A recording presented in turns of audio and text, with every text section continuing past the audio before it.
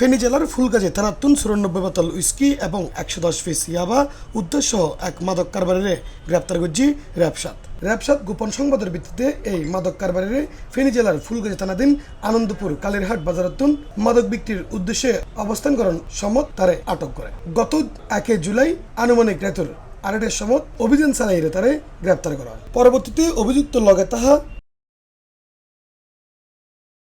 দুয়া খাকি রঙের কার্টুনের ভিতরে মোট 94 বিদেশি মদের বোতল এবং ওই কার্টুনের ভিতরে তাহা 110 পিস ইয়াবা ট্যাবলেট উদ্ধার করা হয়। ওই মাদক দ্রব্য লইয়ে গ্রেপ্তারের ব্যক্তির নাম মোহাম্মদ মনির আহমেদ, বাড়ি ফেনী জেলার ফুলগাজী থানার উত্তর পাতুরিয়া। গ্রেপ্তারকৃত অভিযুক্ত ও উদ্ধারকৃত মাদকদ্রব্য সংক্রান্ত পরবর্তীতে আইনগত ব্যবস্থা অনুযায়ী ফেনী জেলার ফুলগাজী থানার পুলিশের নিকট হস্তান্তর করা হয় এবং আসামিরে কারাগারে প্রেরণ করা হয়।